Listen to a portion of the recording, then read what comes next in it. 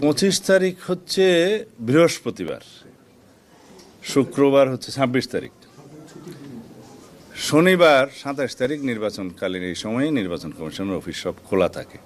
সেই দিনই এই ভোটার হওয়া, আইডি কার্ড বা ভোটার আইডি বা ন্যাশনাল আইডি হওয়া সংক্রান্ত যা কিছু আছে তিনি এই 27 তারিখে করবেন। মাননীয় প্রধান নির্বাচন কমিশনের দৃষ্টি আকর্ষণ করেছি, দলের পক্ষ থেকে লিখিত একটা পত্র আমরা নিয়ে এসেছি, সেটা আমরা ওনার হাতে দিয়েছি। কয়েকটা বিষয় যেটা মনোনয়ন পত্রের সাথে সংশ্লিষ্ট, এগুলো একটু স্পষ্টীকরণের জন্য আমরা অনুরোধ করেছি। এক নম্বর হচ্ছে মনোনয়নপত্রে মনোনয়ন প্রার্থীদের কিছু ইনফরমেশন দিতে বলা হয়েছে। মামলা সংক্রান্ত ফৌজদারি মামলায় জামিনে মুক্তদের ক্ষেত্রে অর্ডার শিটের সার্টিফাইড কপি চেয়েছেন, যেটা আরপিওর মূল আইনের মধ্যে নাই। আরপিওর মূল আইনের মধ্যে আছে 12 অনুচ্ছেদে শুধু মামলার বিষয়ে তথ্য দেওয়া, যে কারো বিরুদ্ধে ফৌজদারি মামলা থেকে থাকলে আগে সেটার তথ্য দেওয়া। এখানে জামিননামার অর্ডার শিটের কোনো সার্টিফাইড কপি দিতে হবে এরকম কোনো বিধান নাই।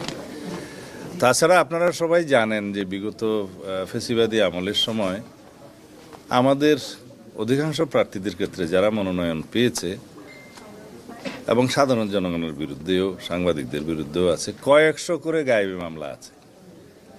সেই মামলাগুলোর হদিশই আমরা এখনো করতে পারিনি অনেকগুলো মামলার। তো সেই জন্য আমরা বলেছি যে মনোনয়নপত্রে ফৌজদারি মামলার তালিকা অর্থাৎ আরপিও অনুসারে ইনফরমেশনটাই যথেষ্ট, certified copy of bail, bond, এক্সেট এগুলো যেন না চাওয়া হয়। দ্বিতীয় হচ্ছে অভিযুক্ত। এখানে অভিযুক্তের ক্ষেত্রে বলা আছে কিছু বিধান আছে, যদি অভিযুক্ত হয় মনোনয়নপত্রে চাওয়া হয়েছে যে আমি কখনো ফৌজদারি মামলায় অভিযুক্ত হইনি, যদি সঠিক হয় হ্যাঁ বলবেন, আর যদি বেঠিক হয় না বলবেন।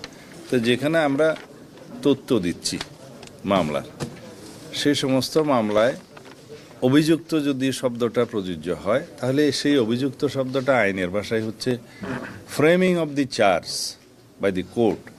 এই শব্দটা আছে যে আদালত কর্তৃক অভিযোগ গঠনের ক্ষেত্রে অর্থে সেটা যেন গণ্য করা হয়। তাছাড়া হাজার হাজার মামলায়, শয়ে শয়ে মামলায় কে কার বিরুদ্ধে এফআইআর দিল, কে কার বিরুদ্ধে কমপ্লেন কেস করলো, এগুলো সব চলে আসবে। তা ওনারা এটা পরীক্ষা করে দেখছেন এবং আশ্বাস দিয়েছেন যে ওনারা এটা যথেষ্ট গুরুত্ব সহকারে দেখবেন। 3 নম্বর হচ্ছে ব্যাংক অ্যাকাউন্ট। বলা হয়েছে প্রার্থী অথবা এজেন্ট, নির্বাচনী এজেন্ট ব্যয় নির্বাহের ক্ষেত্রে একটা ব্যাংক অ্যাকাউন্ট খুলতে হবে। তো বলা হয়েছে, প্রথমে বলা হচ্ছে যে প্রত্যেক নির্বাচনী এজেন্ট বা যে ক্ষেত্রে নির্বাচনী এজেন্ট নেই সেই ক্ষেত্রে প্রতিদ্বন্দ্বী প্রার্থী। তো এটা একটু উল্টিয়ে লিখলে ভালো হয়। সেটা আমরা বলেছি যে প্রথমে একজন প্রার্থী নির্বাচনী চিফ এজেন্ট অথবা এজেন্ট নিয়োগের বিষয়টি আসবে যখন মার্কাটা দেয়া হবে, সেটা জানুয়ারির 20 তারিখ 21 তারিখের দিকে আসবে। তো তার আগ পর্যন্ত তো প্রার্থী নিজেকেই ব্যাংক অ্যাকাউন্টটা খুলতে হবে। তো সেই জন্য আমরা বলেছি প্রথমে লেখেন যে প্রার্থী অথবা নির্বাচনী এজেন্ট। তো এটা খুবই সিম্পল কারেকশন, এটা ওনারা করবেন বলে আশ্বাস দিয়েছেন।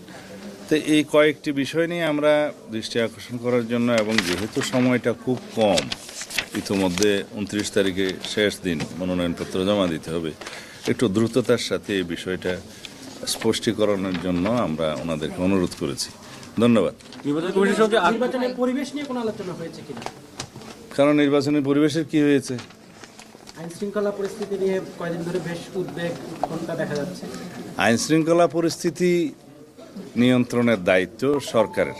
নির্বাচন চলাকালীন সময়ে নির্বাচন কমিশন যেভাবে চাইবেন সেভাবে কর্মকর্তাদের নিয়োগ বদলি এই সমস্ত হয়। আর কিছু কিছু বিধান আছে প্রশাসনিক কাজে, তাদের এখতিয়ার থাকে, কিন্তু প্রাইমারিলি সব কিছু সরকারের দায়িত্ব।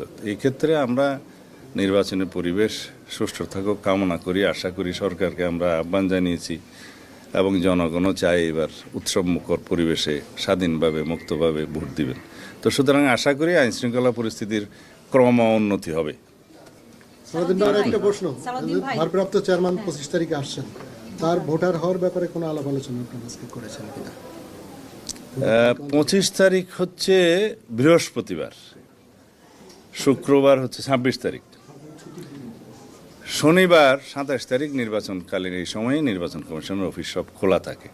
সেই দিনই এই ভোটার হওয়া, আইডি কার্ড বা ভোটার আইডি বা ন্যাশনাল আইডি হওয়া সংক্রান্ত যা কিছু আছে তিনি এই 27 তারিখে করবেন।